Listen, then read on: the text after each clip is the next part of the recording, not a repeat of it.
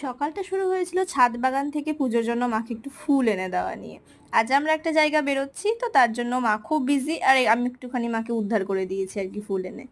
তো স্টেশনের দিকে রওনা দিচ্ছি, দেখো আমি মা বাবা তিনজনেই যাচ্ছি।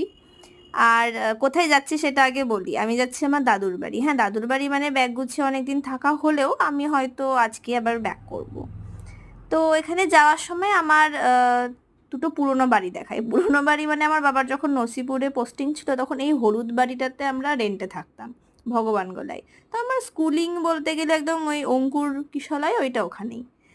আহ, ওই বাড়ির অনেক কথা আমার মনে নেই। 1 বছর 2-3 মাস থেকে যখন আমার বয়স, তখন থেকে ওই বছর 5 কি 5.5 বছর মতো থেকেছি ওখানে। আমার খুব অল্প জিনিসই মনে আছে, তবে হ্যাঁ কিছু কিছু জিনিস একদম সেট হয়ে আছে মেমোরিতে। তো এখানে কৃষ্ণপুরে এসে ট্রেনে অ্যাজ ইউজুয়াল কিছুক্ষণ দাঁড়িয়েছিল, আর পুরো ট্রেন হয়ে গেছিলো ফাঁকা। তো আমি ঘুরে ঘুরে বেড়াচ্ছিলাম।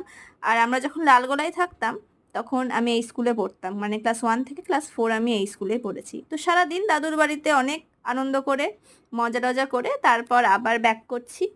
আর আমার বাবার যখন লালগোলাতে পোস্টিং ছিল না, তখন আমরা এই হলুদ বাড়িটা দেখাচ্ছি।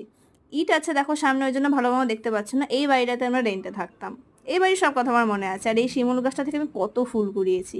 তো যাই হোক, সারাদিন আনন্দ মজা করে এবার বাড়ি ফেরার পালা। খুব মেঘ করেছে আর প্রচণ্ড হাওয়া দিচ্ছে, সেটা তো আমার মায়ের চুল দেখে তোমরা বুঝতেই পারছো। আমার চুল নেই তাই জন্য উঠছে না। যাই হোক, সারাদিন ঘুরে মুখের এই অবস্থা করেছি, একদম কালো হয়ে গেছে, মানে যা কালো ছিল তার থেকেও একটু বেশি হয়ে গেছে। তো মেঘটা এতটা বেশি করলেও বৃষ্টির এক ফোঁটা কোনো রকম কোনো নামগন্ধ পাইনি। তো ওই একটুখানি হাওয়ার মধ্যেই চলছি। আজকের মতো এতটাই, আবার দেখা হচ্ছে একটা নতুন দিন নিয়ে, একটা নতুন ব্লগ নিয়ে। ততক্ষণ তোমরা পাশে থেকো।